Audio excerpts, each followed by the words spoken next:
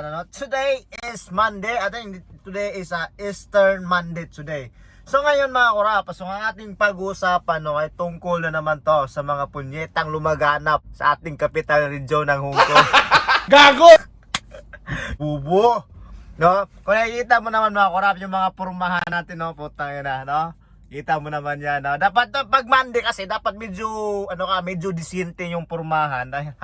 Nandito ako sa Saiko ngayon, may pupuntahan kami ng amo ko dito, no? Dapat, siyempre, dapat komportable ka dahil today is Monday, April 1, so, nakamputa naman, no? So ngayon mga kurap, ang pag-uusapan naman natin ay tungkol na naman to sa mga balita-balita, no? At naririnig ko talaga, usually, dahil sa, ito ay tungkol sa pagdadrive na naman.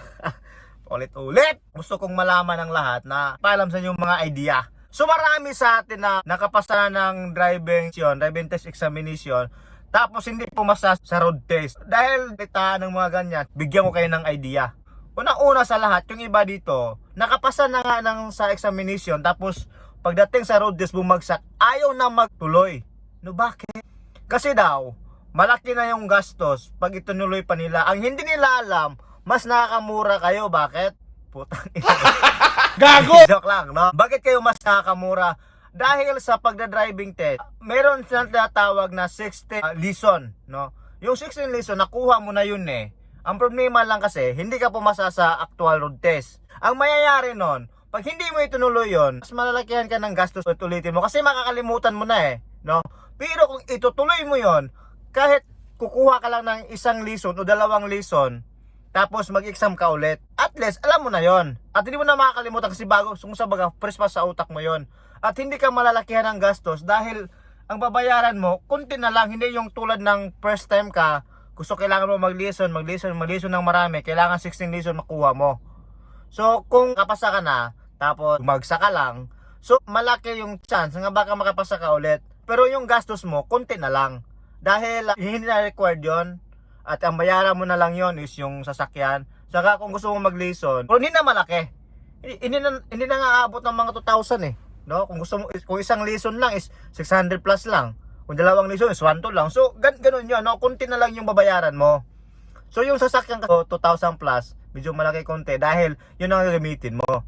Saka kailangan mo rin kailangan mo rin kukuha ng isang slot na driving test ka para ma-ensayo yung kamay. Pag naka-standby ka ng mga isang buwan, 2 buwan, baka kailangan mong i-ensayo. Kung nagbabala ka nga, ititigil mo na yung road test mo dahil di ka pumasa. Huwag mong itigil dahil sayang, nandun ka na, no? Yun na lang, pag pumasa ka nun, okay na yun eh. Wala lang problema eh. Kaya kung ikaw nakikinig ka, huwag mong ihinto, ituloy mo dahil sayang yung effort, sayang yung tao.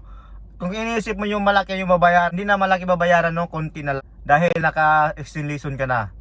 Kaya huwag kang matakot, no? Try and try. Kung hindi ka pa pumasa ulit, subok ulit. Kasi yung babayaran mo, konti na, posible naman sa 5, hindi ka papasa, di ba? Napaka... bubo. Gago! Pa rin. Hindi naman ko sinasabing kasi imposible eh.